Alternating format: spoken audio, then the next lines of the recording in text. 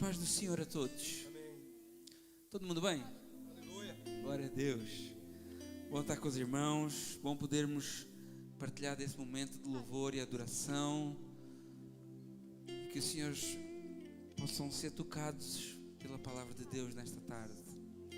E eu quero estar a ler Daniel capítulo 2, verso 27 a 47. Boas-vindas a todos aqueles que estão conosco, que nos visitam, alguns que vêm pela segunda vez também. Temos aí Thaís, Marcelo, a família, né? Está também a Rafa, Deus te abençoe, né? E todos os irmãos. Depois temos o Paulo aqui, da Júnia também. Bom estar aqui contigo, Paulo. Que o Senhor possa estar guiando, direcionando a vida de cada um. Amém. Da irmã Virgínia também. É bom estar com os irmãos. Lá atrás a Tamira, seu noivo. Como é bom estar juntos. Daniel capítulo 2. Não vamos mudar de tema, vamos continuar no tema. O tema continua sendo o mesmo. Nós vamos sair do Sermão da Montanha, mas continuamos a falar do mesmo assunto. E o assunto é o reino de Deus, né?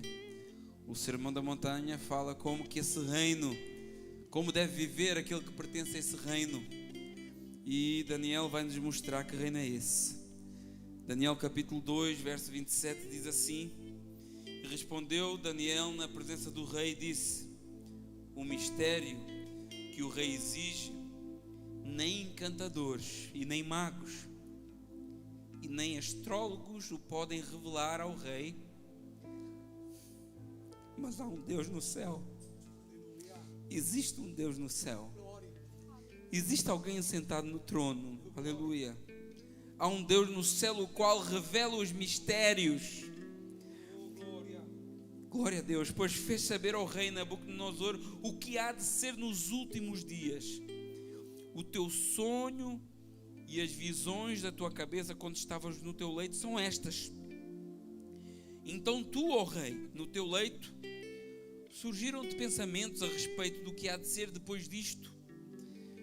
Agora aquele Deus poderoso que revela os mistérios te revelou o que há de ser, e a mim me foi revelado esse mistério, não porque haja em mim mais sabedoria do que os outros seres vivos, mas para que a interpretação se fizesse saber ao rei e para que entendesses as cogitações da tua mente. Tu, ó rei, estavas vendo e eis aqui uma grande estátua, esta que era imensa e de extraordinário esplendor, estava diante de ti em pé, e a sua aparência era terrível e maravilhosa. A cabeça era de fino ouro, o peito e os braços de prata, o ventre e os quadris de ferro, de bronze, as pernas de ferro, os pés em parte de ferro e em parte de barro. Quando estavas olhando, uma pedra, aleluia, uma pedra que foi cortada sem auxílio de mãos, feriu a estátua nos pés de ferro e de barro e os esmiuçou, os destruiu. Então foi juntamente destruído, esmiuçado, reduzido a pó o ferro, o barro, o bronze, a prata e o ouro, os quais se fizeram como palha da eiras no estio, e o vento os levou, e eles não se viram mais vestígios desses materiais. Mas a pedra que feriu a estátua se tornou uma grande montanha que encheu toda a terra. Este é o sonho e também a sua interpretação, diremos ao rei. Tu, ó rei, rei dos reis, a quem Deus do céu conferiu o reino, o poder, a força e a glória, a cujas mãos foram entregues os filhos dos homens, onde quer que eles habitem, e os animais do campo e as aves do céu, para que dominasse sobre todos eles. Tu, rei Nabucodonosor, tu és a cabeça de ouro. Verso 39. Depois de ti se levantará um outro reino inferior ao teu, e depois um terceiro reino de bronze, o qual terá domínio sobre toda a terra. E o quarto reino será forte como o ferro, pois o ferro tudo quebra, esmiuça, e como o ferro quebra todas as coisas, assim ele fará em pedaços e esmiuçará. Quanto ao que vistes dos pés e dos artelhos em parte de barro de oleiro e em parte de ferro, será esse um reino dividido. Contudo, haverá nele alguma coisa de firmeza do ferro, pois que visto o ferro misturado com barro e lodo. Como os artelhos dos pés eram em parte de barro e em parte de ferro, assim, por uma parte o reino será forte, mas por outro lado será frágil. Quanto ao que vistes do ferro misturado com barro de lodo, misturar-se-ão mediante casamento, mas não se ligarão um ao outro, assim como o ferro não se mistura com barro. Mas nos dias desses reis, do ferro misturado com barro, Deus do céu suscitará um reino que não será jamais destruído, e esse reino não passará para outro povo. Ele vai esmiuçar em consumir todos os reinos, mas ele mesmo subsistirá para sempre.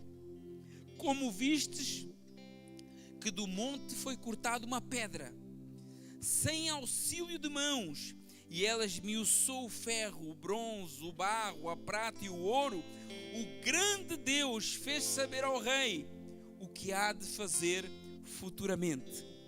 Certo é o sonho e fiel a sua interpretação. Senhor meu Deus e meu Pai, em nome de Jesus, eu te peço, Senhor, que o Senhor possa estar ministrando nesta hora aos nossos corações. Assim como o Senhor revelou este sonho ao teu servo Samuel, assim como o Senhor trouxe a interpretação correta daquilo que era para que o rei soubesse sobre o seu sonho, eu peço agora a Deus que o mesmo Espírito que estava sobre Daniel e que está conosco aqui nesta tarde, possa estar revelando aos nossos corações os propósitos da tua palavra. O Senhor é o Deus que revela os mistérios, as coisas ocultas, que vai até ao íntimo do nosso coração, que sabe as nossas fraquezas, que sabe as nossas necessidades. O Senhor é o Deus que conhece aquilo que a tua igreja necessita de ouvir. E por isso, ó Pai, eu coloco nesse momento tudo diante do Senhor, e que a tua palavra venha falar conosco, e que o louvor, a glória, o domínio, o poder sejam somente e para sempre do Senhor. Glória a Deus, em nome de Jesus, amém. Irmãos, podem sentar. Glória a Deus. Nós temos nos proposto a falar do sermão da montanha nesses últimos dias, do sermão do reino. E como eu já falei e partilhei com os irmãos, eu acredito que o sermão da montanha contém aquilo que são os principais ensinos e instruções para aquele que é o cidadão do reino de Deus, né? Tem cidadão do reino de Deus aqui? Glória a Deus. Então, o sermão do monte ele vai dizer para nós, vai responder como que os cidadãos desse reino eles vão viver. Mas Daniel capítulo 2 que nós lemos, ele vai responder que reino é esse e de onde é que vem esse reino que Jesus está anunciando aqui, né? Nós vemos no Novo Testamento esse reino sendo anunciado primeiramente por João Batista.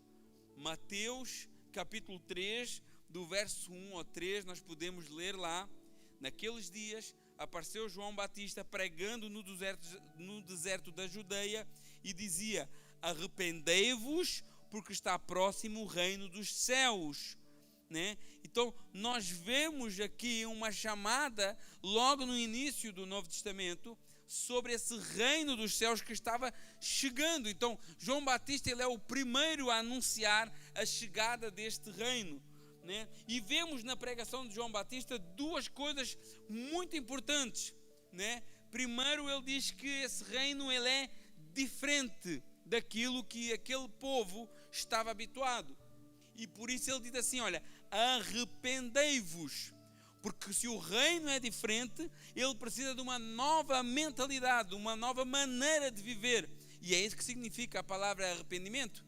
A palavra arrependimento significa mudança de mente, ou seja, você não vai conseguir viver esse reino, você não vai conseguir desfrutar desse reino, você não consegue usufruir desse reino com uma mentalidade antiga. É preciso mudança, né?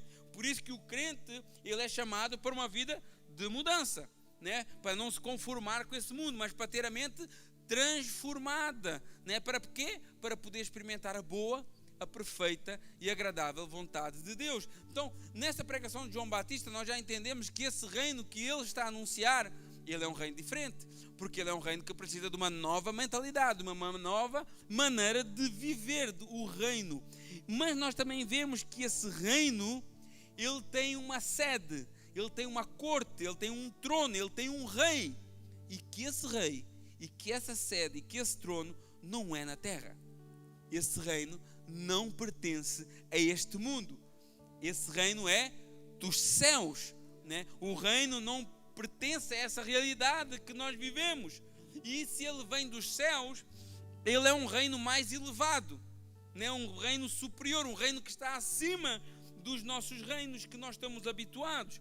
Então, João Batista, ele está anunciando algo diferente, algo que precisava de uma nova mentalidade para entender, de uma nova abordagem, algo que não era deste mundo, mas não era algo completamente estranho, né? Aquilo que Israel já vinha recebido ao longo dos séculos, né? Aquilo que Israel já tinha recebido ao longo dos séculos pelos profetas.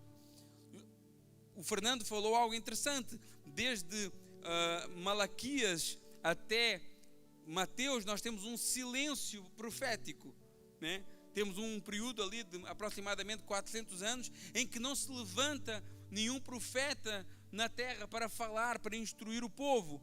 Mas o povo já tinha a informação, o povo já tinha o direcionamento, o povo já sabia que viria um reino e que esse reino não terá fim. E essa é toda a mensagem que eles precisavam saber. E a gente vê o anúncio desse reino logo lá em Gênesis. Gênesis capítulo 49, verso 10. Quando Jacó abençoou o seu filho de Judá, por qual seria a descendência que o rei desse reino viria, e ele diz assim, olha, o cetro não se arredará de Judá. Então, aqui em Gênesis, lá no início da Bíblia, já havia uma ideia, né, de um rei, de um cetro, de um domínio que vinha da linhagem de Judá. Depois nós vemos em 2 Samuel capítulo 7, do verso 12 ao 16, em que Deus promete a Davi que o seu trono seria estabelecido para sempre. E por isso nós dizemos Jesus, filho de Davi, porque ele vem da descendência de Davi. E isso vem desde 2 Samuel capítulo 7, verso 12 a 16. Né? Uma profecia central sobre o reino de Jesus, que apontava para esse Jesus, para esse Cristo, como vindo da descendência de Davi. E depois nós temos mais tarde em Isaías capítulo 9, no verso 6 ao 7, um texto que nós todos conhecemos, né? Porque o menino nos nasceu, um filho se nos deu, e o principado está sobre os seus ombros, e o seu nome será Maravilhoso Conselheiro, Deus Forte, Pai da Eternidade e Príncipe da Paz. E no verso 7 diz que o incremento desse principado e da paz não haverá fim sobre o trono de Davi. Então fala aqui também de um governo claramente eterno. Então Daniel, ele não é o primeiro a falar desse reino, mas em Daniel capítulo 2 que nós lemos, ele apresenta algo muito específico, que Deus levantaria um reino que não só seria um reino eterno, mas que destruía todos os outros reinos humanos. Tudo que você acha que é garantido, tudo que você acha que está seguro, que está firme, que é valioso, o texto que nós lemos diz que vai soprar como palha no vento. Junte o ouro que quiser, um dia esse ouro vai ser como palha no vento. E aqui nós vemos que ele não só é um reino eterno e poderoso, mas ele é um reino que destruirá todos os outros reinos. E ele mostra algo muito interessante também, Daniel, que esse reino, ele não está firmado em capacidade humana. Numa altura em que nós olhamos tanto para os talentos, que nós olhamos tanto para as capacidades humanas, aí vem Deus e diz, olha, o meu reino, ele não está firmado em capacidade humana. aquilo que é meu, aquilo que é eu que valorizo, e eu capacito, e eu dou direção, e eu tiro, e eu coloco, e eu abro, e eu fecho, tudo está nas minhas mãos. Então esse reino, ele não só destruiria todos os outros reinos, e vai destruir todos os outros reinos, como ele não está firmado em capacidades. O reino se levantaria com uma pedra, e já vamos ver o que é que essa pedra significa, que seria julgada sem auxílio de mãos humanas, como diz o texto. Então, Daniel é um dos profetas desse reino, e como profeta desse reino, ele era também um cidadão do reino. Ainda que esse reino ainda tivesse, de certa forma, distante para que ele fosse consumado, mas ele já vivia como um cidadão do reino. E Deus mostrava a Daniel um reino que ele mesmo, ainda que distante em termos cronológicos, temporais, ele mesmo já representava em terra estranha. E nós conseguimos observar, nós vamos ler aqui, abra a Bíblia em Daniel capítulo 2, nós vamos acompanhar o texto e vamos observar a conduta de Daniel, né, nesse processo de revelar o sonho, de revelar a interpretação, como ele lida. Nós vamos ver ali um servo do reino de Deus. Ele não estava lá no Sermão da Montanha para ouvir Jesus falar, né? Ele não conheceu Jesus encarnado, né? Ele não teve a revelação plena como os outros apóstolos tiveram, mas dentro de Daniel, lá na Babilônia, já havia uma cidadania celestial, e isso já era uma realidade na sua vida. E essa passagem de Daniel capítulo 2 demonstra isso. E o que é que está acontecendo aqui em Daniel capítulo 2? Aqui em Daniel capítulo 2, vamos ler quase todo o texto, mas eu vou acelerar aqui um pouquinho a primeira parte. O rei Nabucodonosor, que foi um dos vários reis com quem Daniel teve contacto, e Daniel teve um ministério gigantesco em termos de tempo, né, em termos de extensão da sua influência na Babilônia. E um dos reis que mais marcou, e quando a gente se olha para a história da Babilônia, um dos reis que mais marcou é o rei Nabucodonosor, né? Inclusive esse nome inspirou até filmes, né? Como o Matrix, não sei se vocês já repararam, né? O Matrix, ele tem muitas linguagens bíblicas, não é um filme bíblico, mas ele usa essas expressões. E Nabucodonosor é talvez dos reis da Babilônia mais conhecidos, e ele tem um sonho.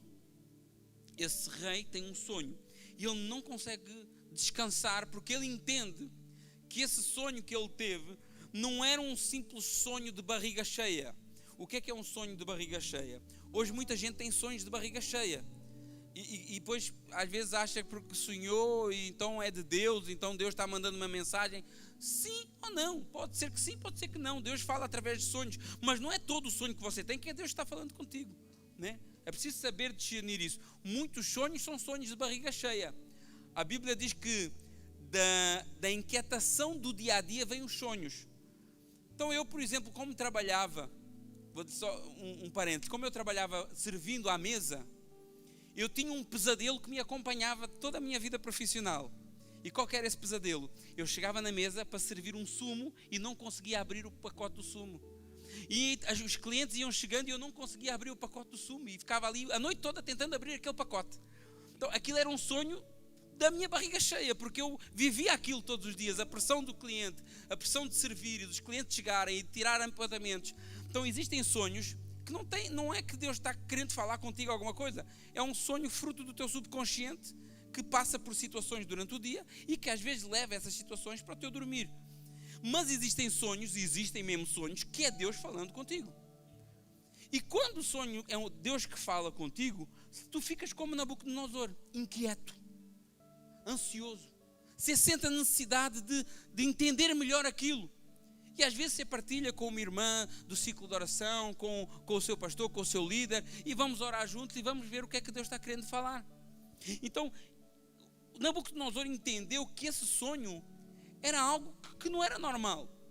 E ele mandou chamar todos os sábios, todos os magos, os astrólogos, né?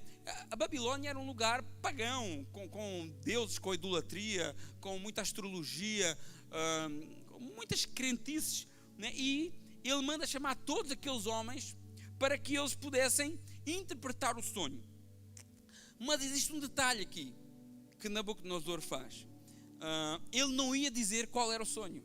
Agora imagina, aqueles homens chegam lá, ok, nós vamos interpretar o teu sonho. Qual é o teu sonho? E ele diz, não, eu não vou falar qual é o meu sonho. Se vocês são fera mesmo, vocês vão saber adivinhar o sonho e dar a interpretação. Olha o desafio para esses homens, né?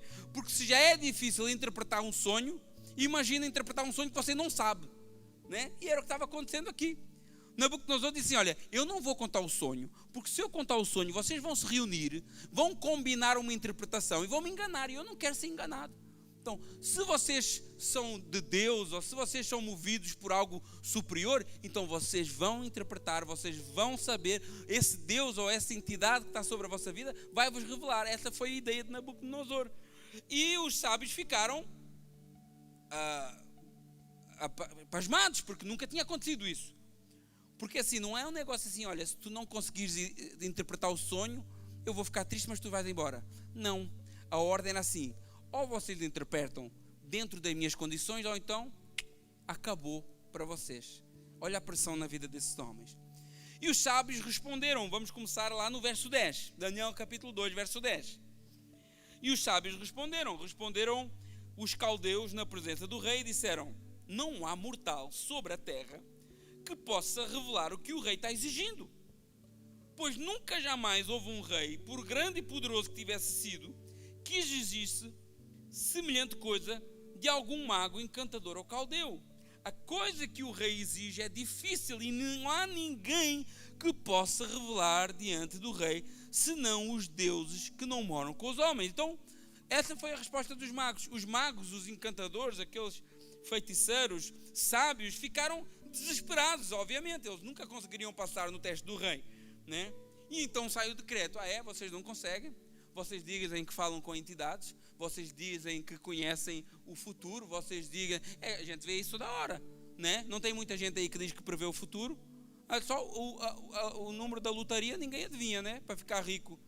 Adivinha só o que convém, né? E existem espíritos de adivinhação também, a gente vê isso na Bíblia também. Mas então, a ideia aqui é assim, olha, vocês não conseguem, então vocês vão morrer. Vocês não dizem que têm poderes sobrenaturais, vocês não dizem que revelam as coisas, então revelam. Agora eu quero ver se vocês revelam, né?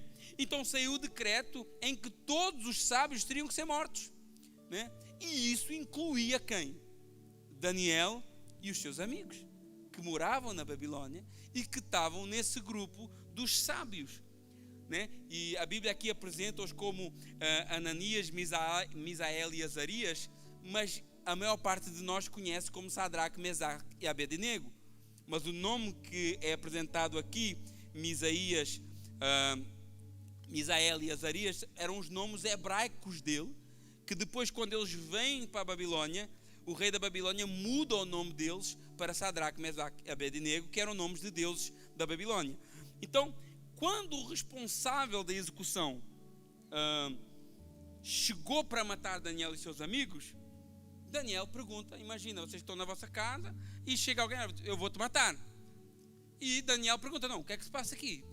Podemos pelo menos saber porque é que estamos a morrer, né? E verso 15 diz assim, disse Daniel, Arioque, encarregado do rei, e Daniel perguntou assim, por que é tão severo o mandato do rei? Então Arioque explicou o caso a Daniel. Aqui já vemos algo divino, aqui já vemos uma intervenção de Deus, porque ele podia chegar lá e, olha, não tem conversa, eu vou te matar, não vale a pena você saber, porque já vais morrer agora, então saber ou não saber não vai mudar nada. Mas olha como Daniel, quem conhece Daniel, vê essa característica de Daniel, que eu acho que é importantíssima para nós, porque nós vivemos numa comunidade em que devemos nos relacionar bem uns com os outros, e olha como que Daniel tinha uma capacidade de dialogar com as pessoas, né? Você já reparou nisso, na história de Daniel? Né? E nós devíamos aprender mais com Daniel, porque nós, quando olhamos para Daniel, nós queremos interpretar sonhos como Daniel, né? Nós queremos a disciplina espiritual que Daniel tinha, nós queremos sentar ao lado dos reis que Daniel fazia, e ele sentou toda a vida ao lado dos reis, mas vemos que todas essas situações que ele passou e o privilégio que ele teve, partiu da capacidade de comunicação de Daniel. Então, Deus era manifesto através do falar de Daniel. Deus achava graça aos olhos de quem se cruzava com ele, porque Deus usava as palavras dele com graça. Quando Daniel falava, as pessoas davam atenção. Quando Daniel falava, as pessoas viam algo de diferente na vida deles, viam algo sobrenatural, viam algo santo, viam algo superior, né? E nós vemos isso desde o capítulo 1 de Daniel. Agora eu pergunto para nós, né? Quando nós falamos, o que é que as pessoas veem? Quando você abre a sua boca numa roda de conversas, na igreja, o que é que a pessoa vê? Vê graça como Daniel? Vê palavras que edificam como Daniel? Vê a presença de Deus como Daniel? Ou vê mentira, ou vê engano, ou vê amargura, ou vê raiva, ou vê fofoca, ou vê soberba? O que é que Deus, como é que nós estamos nos expressando diante das pessoas? Ou quando você fala as suas palavras são movidas pelo mesmo espírito que movia Daniel. Um espírito de mansidão, um espírito de amor, um espírito de união. A Bíblia diz que as nossas palavras, elas devem edificar quem ouve. Edificar quem ouve. E tem pessoas que às vezes só abrem a boca para destruir. Mas Deus manda edificar. Deus manda construir. Deus manda acrescentar. Deus manda falar coisas boas e agradáveis a Ele. E mais uma vez, Daniel, através das suas palavras, ele acrescenta algo bom. Ele acha graça aos olhos do seu executor. Como eu falei, tinha acontecido no capítulo 1 também. Ele vai convencer o responsável para que o responsável não lhe desse as iguarias do rei, os manjares da Babilônia. Ele consegue convencer aquele responsável. Ele consegue convencer a pessoa aquela pessoa podia morrer ao ouvir Daniel. Mas quando Daniel falava, havia graça de Deus na vida dele. Daniel tinha graça de Deus porque ele tinha uma vida consagrada ao Senhor, uma vida separada das contaminações deste mundo. E isso refletia nos seus relacionamentos. Isso refletia na maneira como as pessoas ouviam ele, respeitavam ele. E isso é importante nós. Então no verso 16 diz que Daniel foi ter com o rei. Então ele achou graça aos olhos do tal executor. E ele foi ter com o rei e pediu que designasse um tempo e ele revelaria ao rei a interpretação. Então, depois de tudo isso, ele consegue falar com o responsável por matar todos os sábios. E o responsável diz, olha, ok, tudo bem, vai lá, fala com o rei. E ele diz, olha, me dá um tempo, porque ele sabia que tem coisas que é com tempo. Nós queremos chegar e falar, isso acontece muitas vezes. A pessoa às vezes chega perto de mim e fala assim, pastor, eu tive um sonho. Aí eu ouço, amém, irmã, vamos orar. E a pessoa fica desiludida. Isso acontece um monte. Eu já vi até uma irmã que saiu da igreja e apontou isso. Não, porque a gente fala, o pastor parece que não dá. Não, vamos orar. Eu não sou maior que Daniel. Assim como Daniel precisava de um tempo para orar, para buscar uma direção de Deus, às vezes nós queremos as coisas assim. Deus fala agora, a gente quer a interpretação agora e quer o agir de Deus agora, mas as coisas de Deus calminha, com tempo. Vai para o joelho, vai, consagra a tua vida, ora. As coisas de Deus não é no nosso tempo, é no tempo de Deus. E Daniel foi ter com o rei e falou assim, olha, rei, me dá um tempo. Verso 17 diz assim, então Daniel foi para casa e fez saber o caso aos seus amigos, né? Ananias, Misael e Azarias, seus companheiros, verso 18, para que pedisse misericórdia ao Deus do céu sobre esse mistério, a fim de que Daniel e seus companheiros não perecessem com o resto dos sábios da Babilônia. Irmãos, tem lutas e tem coisas na sua vida que você não pode lutar sozinho. Daniel era o cara, ele era mesmo. Só que ele entendia, não, eu preciso de ajuda. Eu preciso de alguém do meu lado, eu preciso de alguém que dobre os joelhos comigo. Eu preciso de alguém que lute essa causa comigo. E tem lutas que você não consegue lutar sozinho. Você precisa de amigos de oração. Você precisa de amigos que consagrem junto com você. Você precisa de pessoas que estejam juntos, que conheçam a sua causa. Mas às vezes nós não queremos dar o braço a torcer, porque nós queremos apresentar uma vida perfeita que não existe. E às vezes é preciso chegar perto do Fernando, eu tenho uma dificuldade ali, me ajuda a orar para que eu possa vencer essa dificuldade.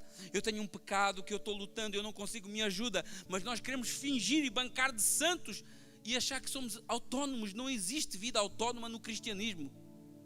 A salvação ela é individual, mas a vida cristã é coletiva.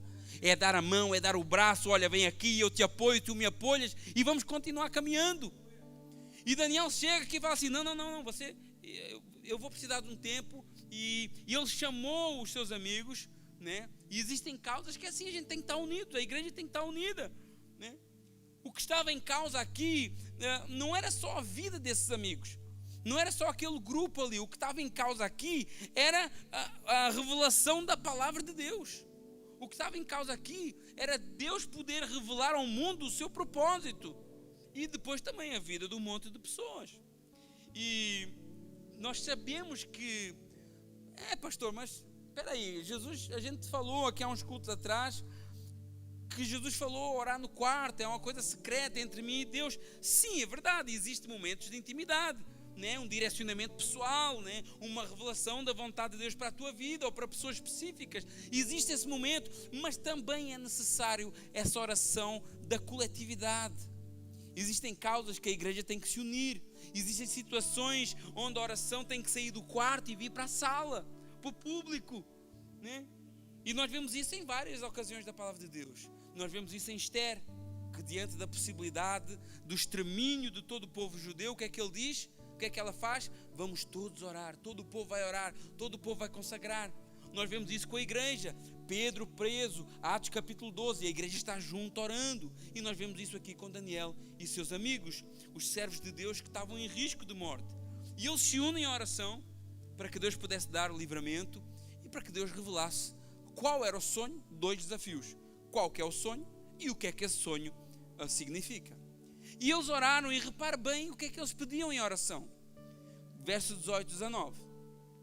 Para que pedissem misericórdia ao Deus do céu sobre esse mistério, a fim de que Daniel e seus companheiros não perecessem com o resto dos sábios da Babilônia. Eles não chegaram diante de Deus e falaram assim: Deus, eu declaro que você me diga. Deus, eu exijo saber. Deus, eu determino, eu decreto. Não. Eles chegam diante de Deus e falam assim: Deus, tem misericórdia de nós. Deus, tem misericórdia da nossa vida. Se tu fizeres, tu és Deus. Se tu não fizeres, continuas sendo Deus. Se tu quiseres livrar o teu povo, tu vais livrar. Se tu não quiseres livrar, não livra, não tem. Mas olha, nós pedimos misericórdia. Independentemente do resultado de oração, Deus continua sendo Deus na tua vida. E independentemente se existe cura, se não existe cura, se a porta abre, se a porta não abre, Deus continua sendo Deus, e soberano, e justo, e cheio de amor, e cheio de justiça. Nós queremos às vezes mandar em Deus. A igreja foi ensinada a mandar em Deus. A igreja foi ensinada a dizer: eu declaro, eu determino, eu não aceito. Mas quem somos nós? E Daniel chega e fala assim: olha, Deus, misericórdia, porque ele sabia que Deus é soberano e os seus planos não podem ser frustrados. Então reparem o que é que aconteceu depois dele orar. Verso 19. Eles oraram. E quem estava orando aqui, né? Sadraque, Mesaque e Abednego, que é mais fácil para a gente já estar mais habituado a esses nomes, e Daniel. E olha o que aconteceu no verso 19. Então foi revelado o mistério a Daniel. Quem é que estava orando aqui? Sadraque, Mesaque, Abednego, Daniel. A quem foi revelado o mistério? A Daniel, numa visão de noite. E Daniel bendisse ao Deus do céu. Repare bem nisso aqui, irmãos, repare bem nisso. E eu digo isso com muito temor. Os quatro oravam, os quatro estavam juntos, mas Deus revelou para um. Nós temos que entender isso aqui com muita maturidade. Muitas vezes Deus vai falar com um. Muitas vezes a igreja vai estar unida por um propósito, um ministério que caminha junto, um grupo da igreja que serve com dedicação juntos, mas às vezes Deus vai direcionar um. E isso acontece, né? Isso acontece em vários momentos da palavra de Deus. E isso não acontece porque esse um é mais elevado, é mais salvo, é mais santo, é mais... Não! Acontece porque Deus tem propósitos específicos com pessoas específicas. E nós vemos esse princípio em toda a Escritura. Deus falou com Abraão a respeito de um povo. Deus falou com Moisés a respeito de uma nação. Deus falou com Samuel a respeito de um reinado. Deus falou com João Batista a respeito de um Messias. Deus falou com Paulo a respeito do ministério aos gentios. Então não é algo descabido, não é algo do outro mundo, não é porque essa pessoa quer ser mais ou menos, é porque Deus, Ele não muda, Ele continua sendo o mesmo. Paulo, ele foi contra tudo e contra todos, pela revelação que ele tinha recebido de Deus. inclusive, a certas alturas, contra Pedro e Tiago, que eram pessoas dos apóstolos, porque Paulo sabia o Cristo que o tinha chamado.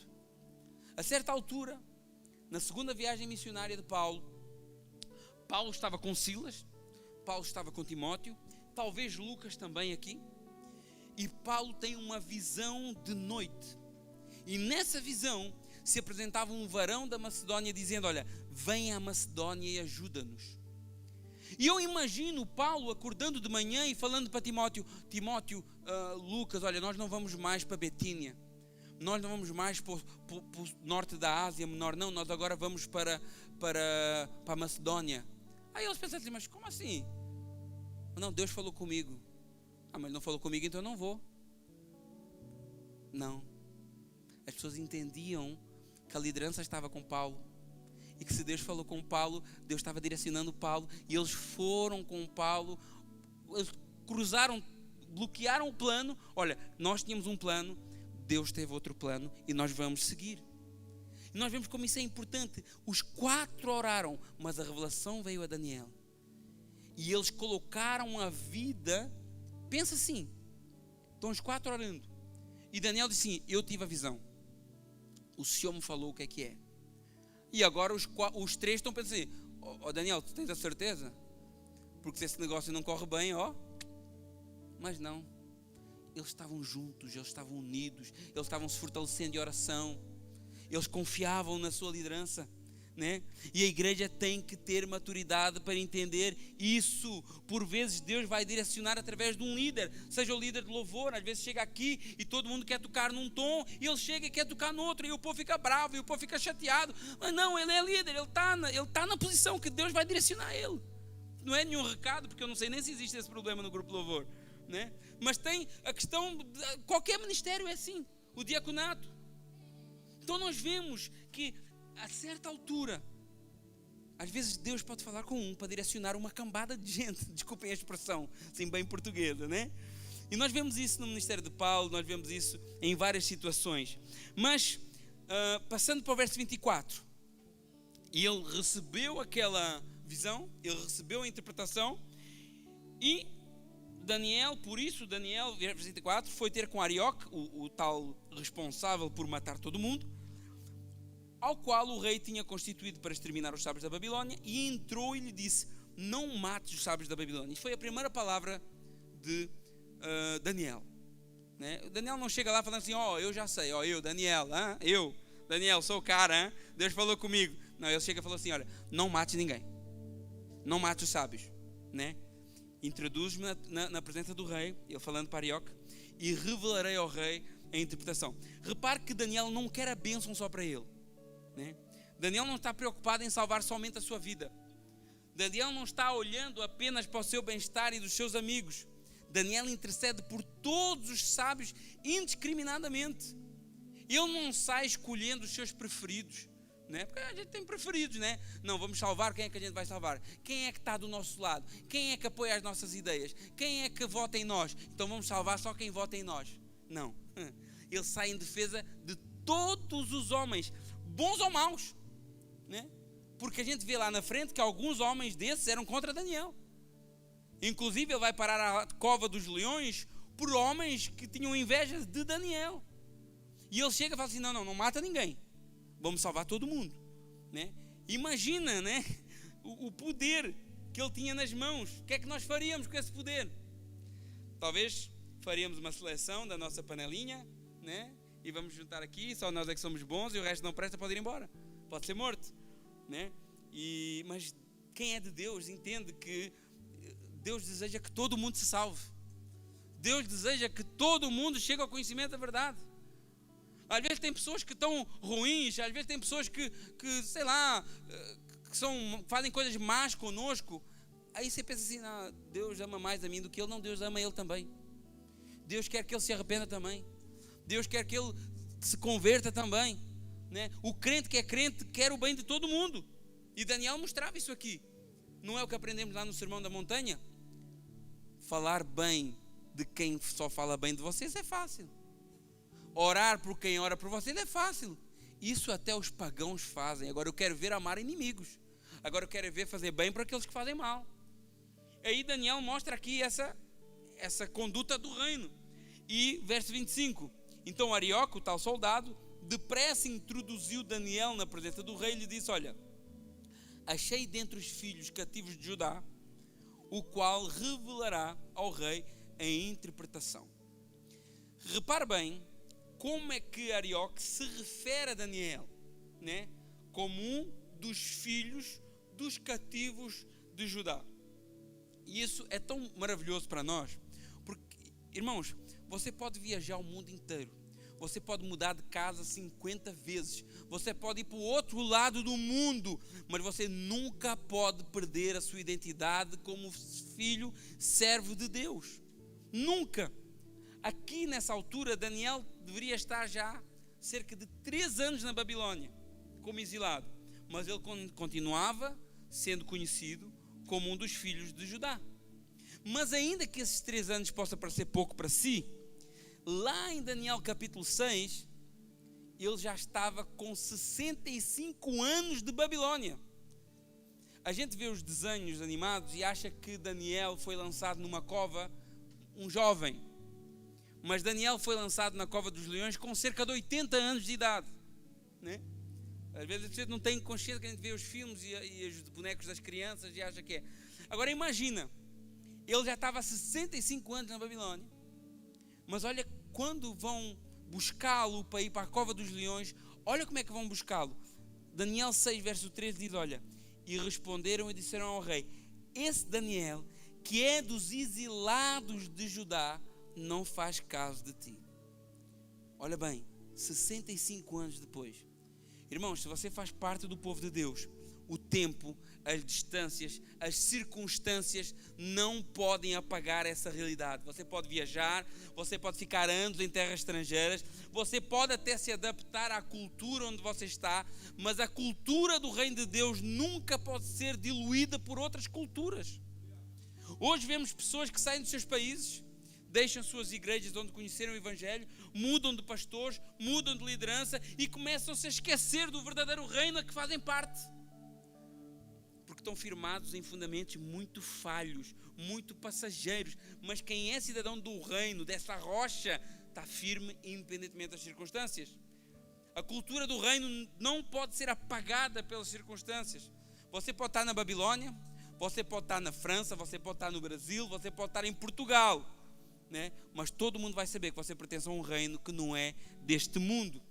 Daniel podia estar 3 anos, podia estar 65 anos na Babilônia, mas quando os babilônios olhavam para eles, aquele faz parte do povo de Deus, aquele ali é lá dos cativos de Judá, né?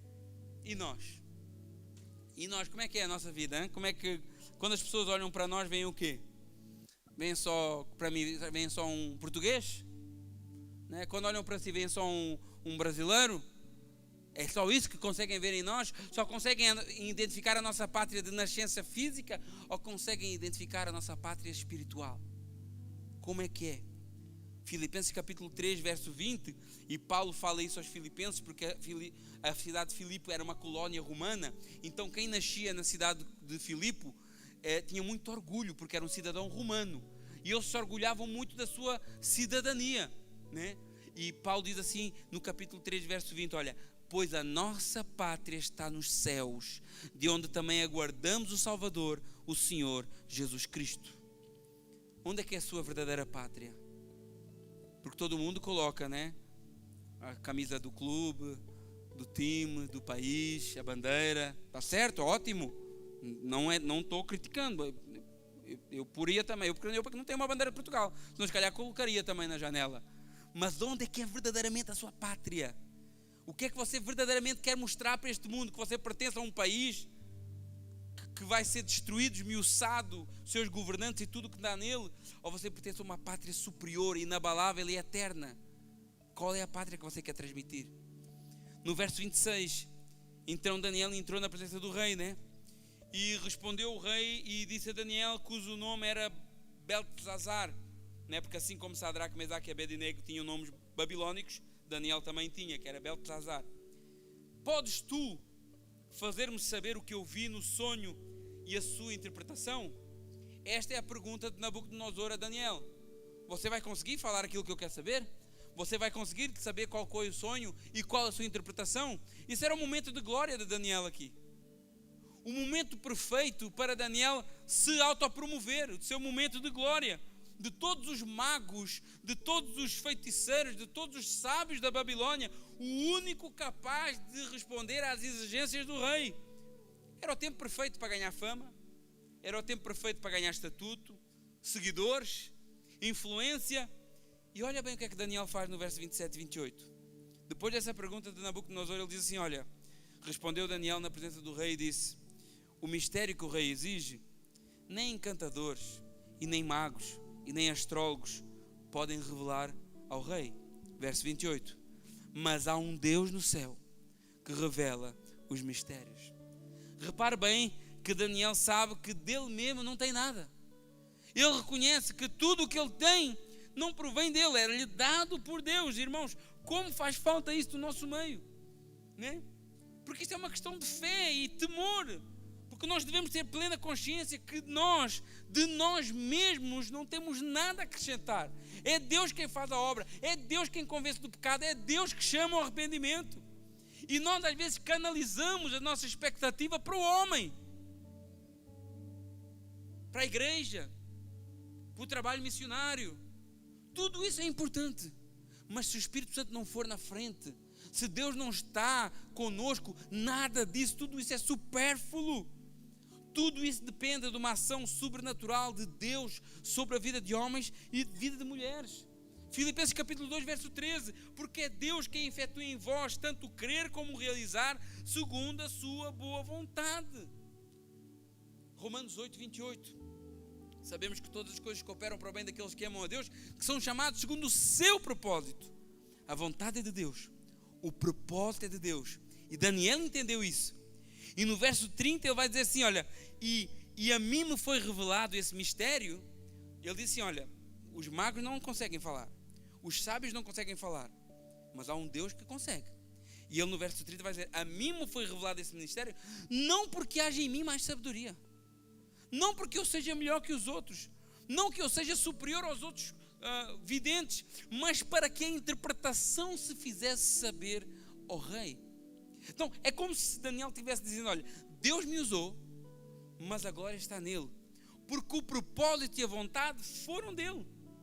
Deus quer falar, Deus quer manifestar a sua vontade, Deus quer manifestar a sua glória. Esse era o propósito verdadeiro.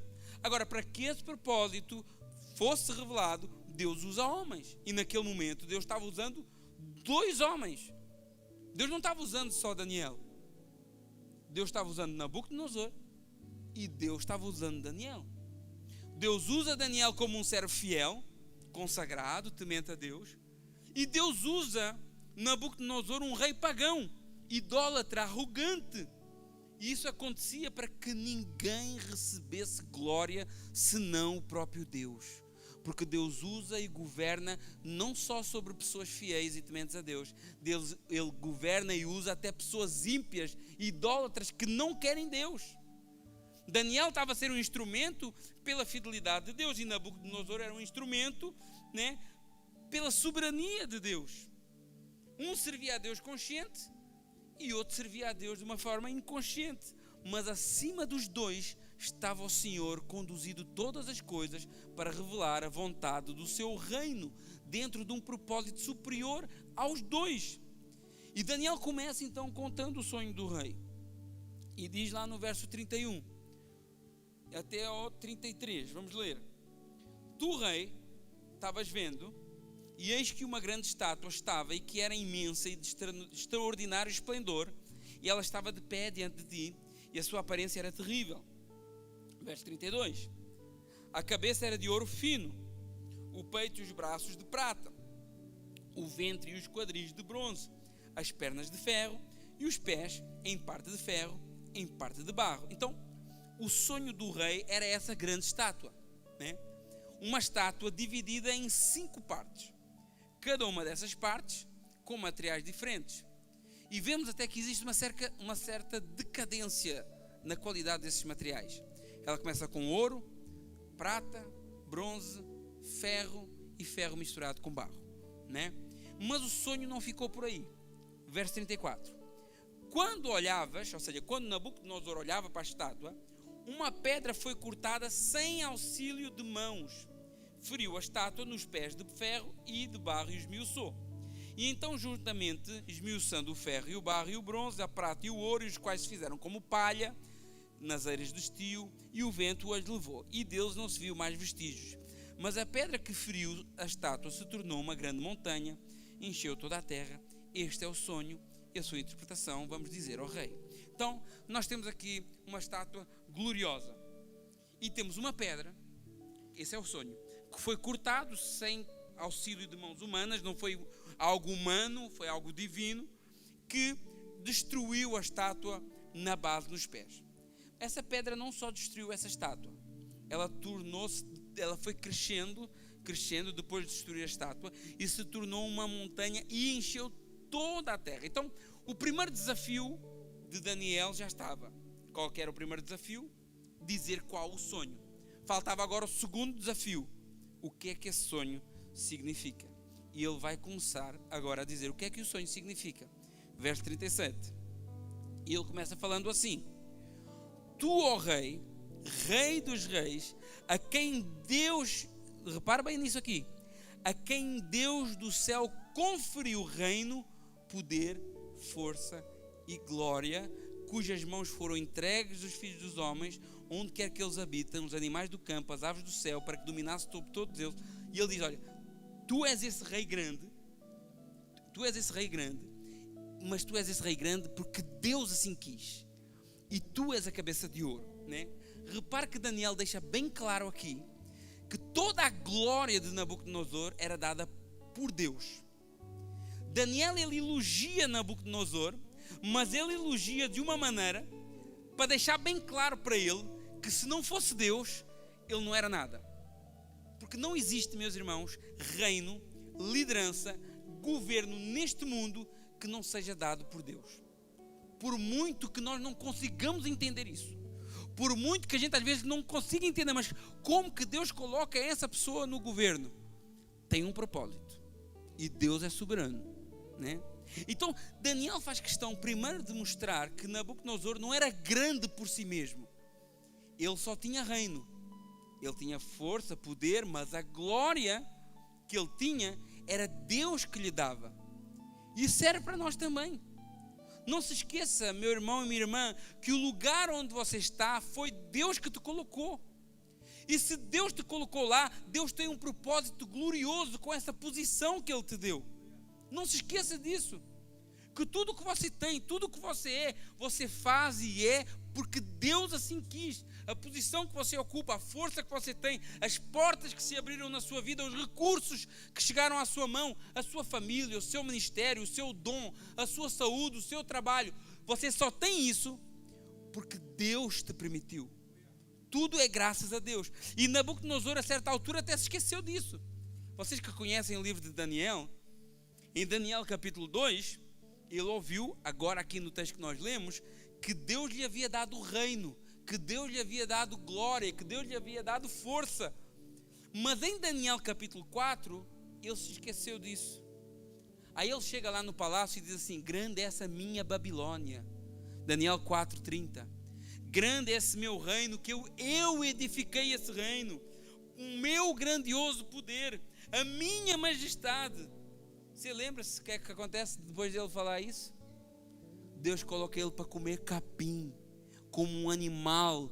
Por quê? Porque ele tinha sido avisado: tudo o que tu tens é de Deus, tudo o que tu és é porque Deus quis. E se tu desprezas isso, Deus vai fazer questão de te mostrar que se não for por Ele, você não passa do animal que come capim. A gente às vezes ouve assim, né? Deus não envergonha ninguém, né? Vai perguntar isso para Nabucodonosor. Vai perguntar para Nabucodonosor se Deus não envergonha alguém ou não. 7 anos, ali acredita-se que é 7 anos, a Bíblia não diz 7 anos, diz 7 tempos, né? E, os teólogos interpretam isso como 7 anos, comendo capim como um animal, né? E Deus o humilha.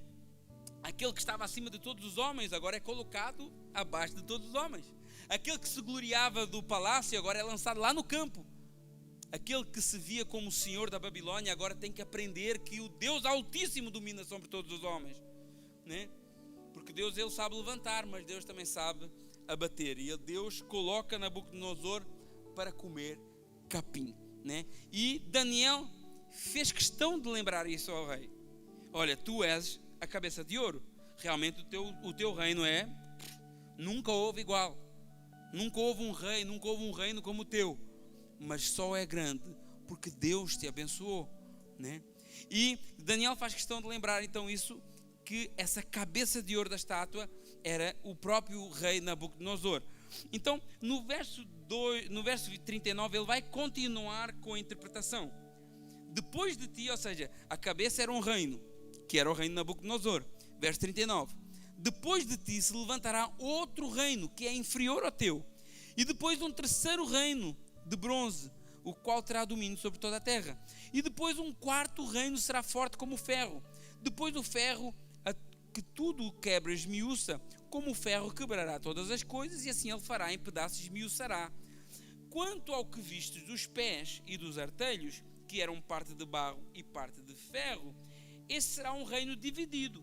Contudo, vai haver nele alguma firmeza do ferro, porque visto que era ferro misturado com barro, como os artelhos dos pés eram em parte de ferro e em parte de barro, assim uma parte será forte, mas outra parte será frágil. Quanto ao visto do ferro misturado do barro, do lodo, misturar-se-ão mediante casamento, mas não se ligarão um ao outro, e assim como o ferro não se mistura com o barro. Irmãos, vamos mostrar aqui o que é que Deus mostrou a Daniel e a Nabucodonosor. Foi uma sucessão de reinos. Naquele momento, Deus revelou a Daniel revelou claramente apenas o primeiro reino. Aquele primeiro reino és tu, a cabeça de ouro. Hoje, nós, olhando para a história, nós conseguimos hoje identificar outros reinos que foram representados aqui na estátua, né? A cabeça de ouro, que era a Babilônia, o Império Medo-Persa, que foi uma junção de dois reinos, dos medos e dos persas, que eram os dois braços da estátua, que eram de prata. Depois temos o ventre e as coxas, que é o Império Grego, e as pernas de ferro, que era Roma, o último grande império global. Só que depois de Roma, que foi o último grande império global, nós temos os pés de ferro misturados com barro. Uma fase dividida, frágil, mas também forte, com alguma influência ainda do reino de Roma. Então, quando nós olhamos para o mundo hoje, nós vemos muito ferro e muito barro. Nós vemos ferro na força de alguns governos, na tecnologia, na economia, nos exércitos, nas instituições, nos sistemas humanos, mas ao mesmo tempo nós vemos barro na instabilidade das nações, na corrupção dos corações, na divisão das famílias, na crise moral que tem se instaurado, na confusão espiritual que está pelo mundo afora, nas guerras, o medo, a insegurança. Então o homem moderno, às vezes, ele vive este ferro e esse barro, né? Ele tem muito poder, mas não tem paz. Hoje os países têm muito poder, mas não têm paz. Têm muita ciência, mas não conseguem se salvar a si mesmos, sempre morrem, né? Tem muito progresso, mas não tem direção. Tem infraestruturas fortes, mas tem fundamentos frágeis. Então nós vemos que todos esses grandes impérios mundiais, eles sempre caíram e foram substituídos por algo sempre decadente. Porque o ser humano, ele vive nessa decadência moral e ética. E eu acredito que nós estamos profeticamente nesse último estágio da estátua, das divisões, dos países divididos, das fraquezas, da instabilidade, né? E onde nunca se viu tanto poder, mas ao mesmo tempo nunca se viu tanta instabilidade. E isso significa uma coisa. Daniel capítulo 44 vai falar. E nos dias destes reis instáveis, divididos, né? Porque eu sou daqui, eu sou dali, eu sou daqui. No dia destes reis divididos, Deus vai suscitar um reino que jamais será destruído. Esse reino não passará a outro povo, vai esmiuçar e consumir todos os reinos, mas ele existirá para sempre. Então nós vemos no verso 34 lá atrás, que esse reino era representado por uma pedra que foi cortada sem auxílio de mãos humanas. E Daniel deixa bem claro que Deus é quem corta essa pedra e destruirá todos os reinos da terra. Isso é uma das profecias mais claras sobre o reino de Deus. Essa pedra aqui, que é cortada sem auxílio de mãos humanas e que despedaça a estátua, é o reino de Cristo. A pedra que destrói a estátua representa um reino que não nasce da força humana, que não depende de impérios terrenos, que vence reinos humanos, que cresce e cresce de Jerusalém para toda a terra e que jamais será destruído. E por isso no verso 35 diz: ela se torna um monte que encheu toda a terra. Essa pedra destruirá todos os reinos que você conhece, destruirá todas as forças que você conhece, destruirá e reduzirá tudo a pó. Hoje muitos de nós colocamos a nossa fé em políticos, em sistemas, em governos humanos, em instituições humanas, religiosas, líderes, mas Cristo está prestes a destruir tudo e reduzir tudo a pó. Existe um reino que já está entre nós, mas que está prestes a ser revelado de forma estrondosa sobre toda a terra. E a minha pergunta, que vai resumir tudo o que falámos até aqui, é: onde é que você está nessa história? Onde é que você está nessa história? Você está na estátua ou você está na pedra?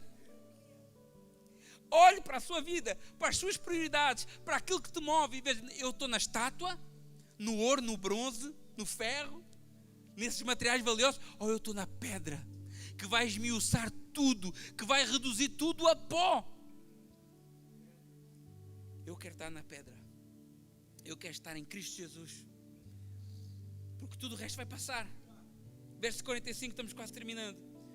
Como viste, Daniel falando para Nabucodonosor, como viste que do monte foi cortada uma pedra sem auxílio de mãos humanas, e ela esmiuçou o ferro, o bronze, o barro, a prata e o ouro, o grande Deus fez saber ao rei o que há de ser futuramente. Certo é o sonho e fiel a sua interpretação. Onde é que você está firmado, meus irmãos? Onde é que você tem firmado as suas estacas, a sua tenda, a sua casa, a sua família? Na estátua, na pedra? Ai, pastor, mas a estátua é tão bonita. A estátua é tão bonita, tão atraente, tão maravilhosa. Tem ouro, tem prata. Ai, é tão bom. Sim, é bonito. Tem coisas que são atraentes, mas está firmado numa base de barro, frágil, instável e falho. E é esse reino que vem, esmiuça essas, maior, é mais alto, é soberano. Aleluia!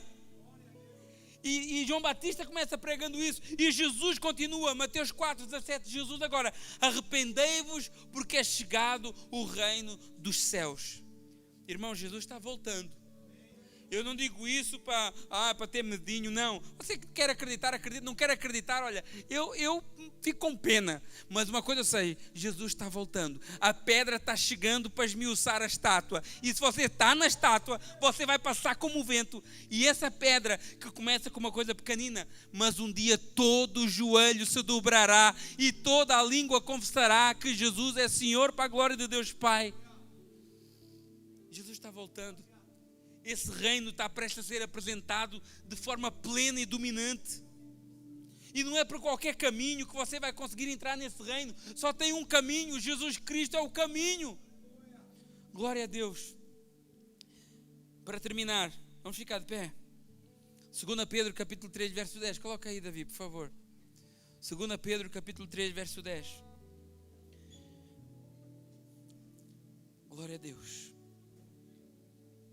2 Pedro 3,10 diz assim: virá entretanto como um ladrão o dia do Senhor, no qual os céus passarão com grande estrondo, os elementos se desfarão abrasados, e também a terra e as obras que nela existem serão atingidas.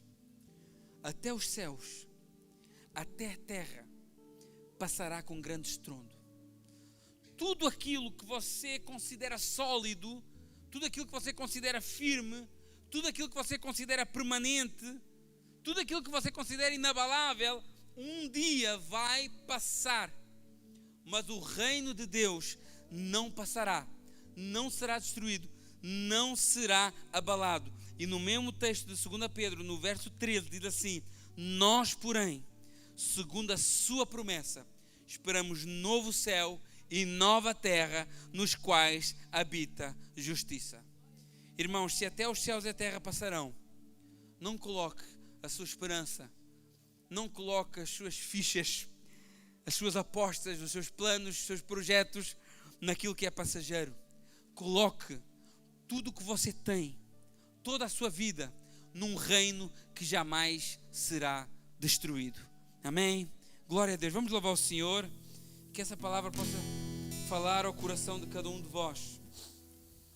Onde é que você está? Está na estátua ou está na pedra? Lá em Mateus capítulo 7, que nós vamos, se Deus permitir, falar para a semana, Jesus fala assim de duas pessoas.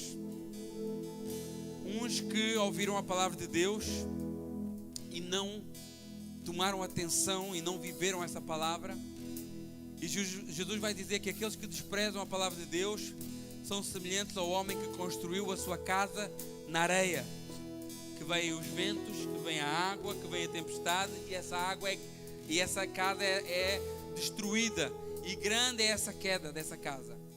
Mas depois tem um outro povo que ouve as palavras de Jesus, que sabe dessa pedra que vai ser cortada sem auxílio de mãos humanas, desse reino superior, inabalável, que vive as palavras de Jesus.